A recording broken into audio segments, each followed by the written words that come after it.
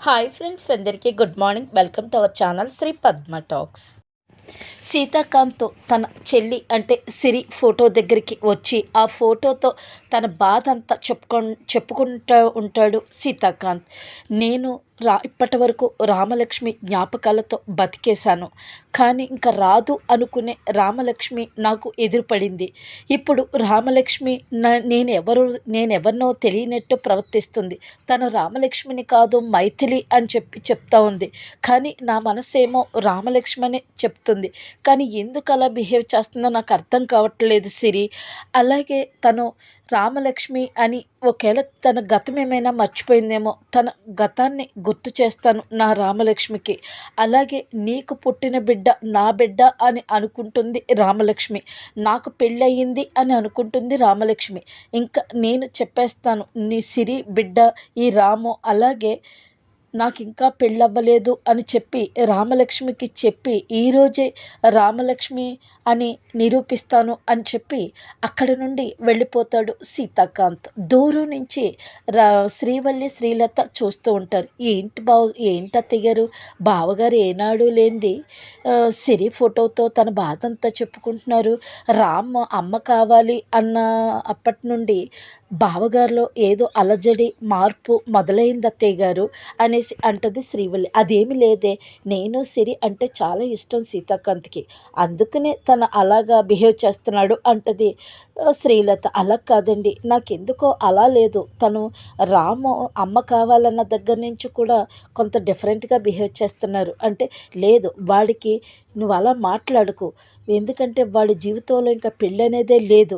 ఇంకా నేను పెళ్ళి చెయ్యను, ఆమె జీవితంలోకి వాడి జీవితంలోకి ఎవరైనా వచ్చినా రామలక్ష్మి గతే పడుతుంది అంతే తప్ప ఎట్టి పరిస్థితుల్లోని సీతాకాంత్కి వేరే అమ్మాయితో పెళ్ళి చెయ్యను అని చెప్తా ఉంటుంది శ్రీలత. తీసుకురాకపోతే మా హెడ్ మిస్ నన్ను పనిష్ చేస్తుంది, రా వెళ్ళిపోదాం, మామ వచ్చాకే వద్దాము అని అంటాడు సీతాకాంత్. రామ్, వద్దు నాన్న నేనున్నాను కదా అంటే, ఏంటి నీది కాన్ఫిడెన్స్ ఓవర్ కాన్ఫిడెన్స్ అదేవి లేదు నాన్న, నేనున్నాను కదా నీకు పనిష్ చేయకుండా చూసుకుంటాను అని అంటూ ఉంటాడు. ఈ లోపు అక్కడికి రోషన్ వస్తాడు, అంటే రామ్ ఫ్రెండ్ అనమాట. వాళ్ళ మదర్ కూడా వస్తుంది. హాయ్ రోషన్, హాయ్ మమత ఆంటీ అంటది. ఎందుకు నన్ను మమత ఆంటీ అనొద్దు, మా అమ్మని క్యూట్గా పిలు రామ్ అంటే. అలాగే మామ్ అనేసి అంటాడు.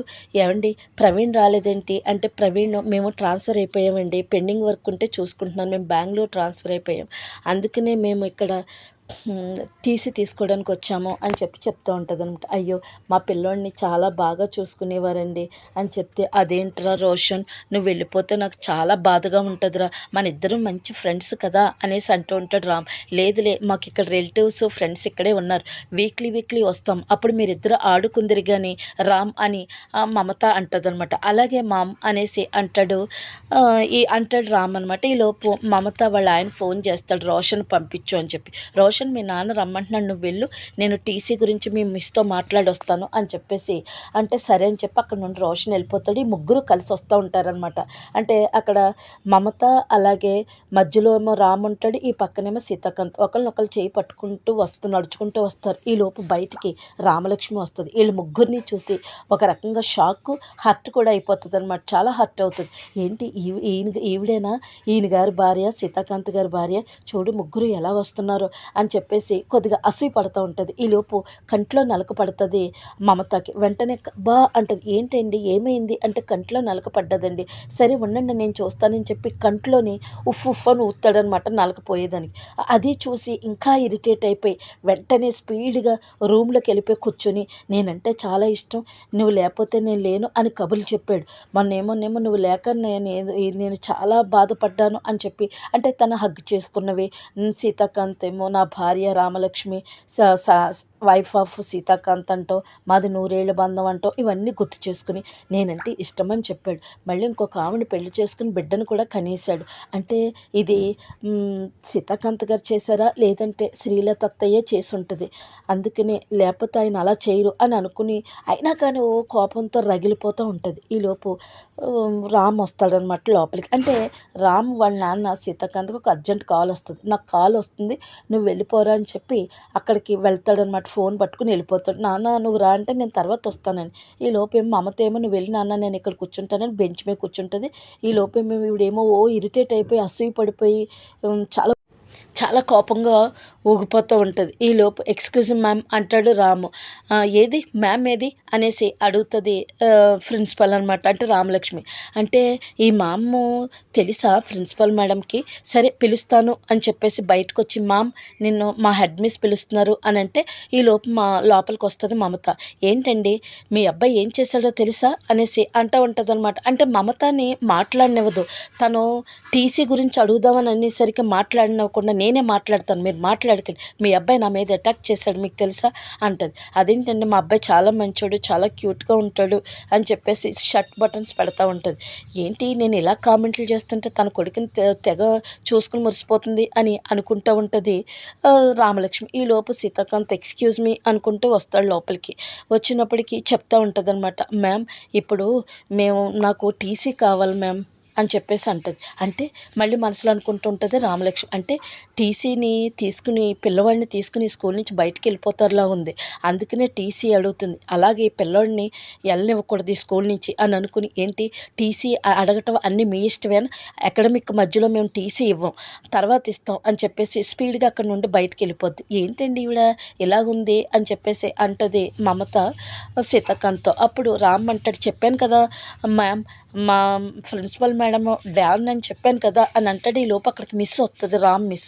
అప్పుడు మిస్ ఏంటండి మీ ప్రిన్సిపల్ గారు అలా మాట్లాడుతున్నారు, నేను రోషన్ వాళ్ళ మదర్ని, మేము ట్రాన్స్ఫర్ అయిపోయాం బెంగళూరు, టీసీ ఇమ్మంటుంటే కుదరదు అని అంటుంది ఏంటండి అని అంటే, ఆహా సరే అండి మ్యామ్ ఆ ప్రిన్సిపల్ మ్యామ్ కొత్తగా వచ్చారండి, ఆవిడకి తెలియదు, మీరు నాకు చెప్పారు కదా నేను మీ టీసీ మేడంతో మాట్లాడి ప్రిన్సిపల్ మేడంతో మాట్లాడి మీ టీసీ రెడీ చేస్తాను సరేనా అని చెప్పేసి అంటది. అనేసి అక్కడ నుండి వెళ్ళిపోతుంది రామ్ వాళ్ళ మిస్. అప్పుడు అక్కడ నుండేమో మమత వెళ్ళిపోద్ది. ఈలోపు బయటికి గార్డెన్లోకి వచ్చేసి ఇరిటేట్ అయిపోతూ ఉంటుంది అనమాట. ఏంటి అసలు నా మీద ప్రేమ ఉంది అని అన్నాడు, తర్వాత ఇంకొక ఆమెతో వచ్చాడు అని చెప్పి ఇరిటేట్ అయిపోయి తల కొట్టేసుకుంటూ ఉంటుంది అనమాట రామలక్ష్మి. ఈలోపు దూరం నుంచి చూస్తూ ఉంటారు సీతాకాంత్ రాముని. చూసి ఏంటి ఏంటి డాడీ, ఏంటి నాన్న మ్యామ్ అలా తల కొట్టేసుకుంటుంది ఏంటి అంటే, అదే నాకు అర్థం కావట్లేదురా అంటాడు సీతాకాంత్. నేను ఎందుకు సీతాకాంత్ గురించి ఆలోచిస్తున్నాను, నేను ఎందుకు సీతాకాంత్ గారికి క్షేమంగా ఉండాలనే కదా ఆయనకి నేను దూరంగా ఉన్నాను, ఆయన పెళ్లి చేసుకుంటే నాకేంటి, తన బిడ్డ కంటే నాకేంటి, నేను ఎందుకు ఆలోచిస్తున్నానో తన కోసం అని చెప్పేసి ఇరిటేట్ అయిపోతూ ఉంటుంది. అంటే ఆ శ్రీలత అత్తయ్య పెళ్లి ఉంటుంది. సరే ఇంకా నేను రామలక్ష్మిని కాదు, ఇప్పుడు నేను ఇంకా మైథిలిని, ఇంకా నేను ఈయన ప్రేమ చూసి నా వెంట పడుతుంటే నేను మీ రామలక్ష్మినే అని చెప్పేద్దాం అనుకున్నాను, ఇంకా నేమే చెప్పకుండా ఉండటం మంచిదైంది అనుకుని వెనక్కి తిరుగుతుంది. ఈలోపు సీతాకాంత్ రామ్ ఉంటారు. ఏంటి మ్యామ్ ఏమైంది అనేసి అంటుంది.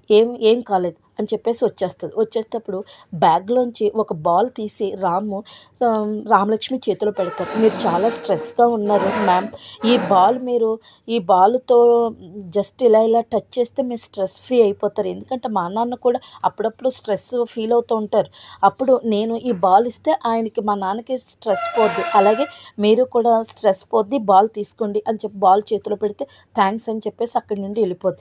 ఏంటి నాన్న ఈవిడ అదో రకంగా బిహేవ్ చేస్తుందంటే, తప్పు నాన్న అలాగ అనకూడదు అంటది. అమ్మయ్య పోనీలే ఈరోజు నాకు మేడం తోటి పనిష్మెంట్ తగ్గింది, లేదంటే ఈరోజు పనిష్మెంట్ ఇచ్చేది, ఏదేమైతేనో ఈ రోజంతా హ్యాపీ అనుకున్న పిల్లోడు వెళ్ళిపోతాడు. కట్ చేస్తే అక్కడ నుండి గార్డెన్లోంచి ఒక బాధగా, అంటే ఇంకా మర్చిపోలేకపోతుంది అనమాట సీతాకాంత్తో ఆ మమతాన ఆవిడతో ఉండటం చూసి మర్చిపోలేక, చూసావా నేనంటే చాలా ఇష్టమని అని మళ్ళీ మమత అని ఇంకొక ఆమెని పెళ్లి చేసుకుని తను ఎంత సంతోషంగా ఉన్నాడు అని చెప్పేసి బాధపడుతూ సీతాకాంత్ గురించి ఆలోచిస్తూ నడుచుకుంటూ వస్తూ ఉంటుంది అనమాట.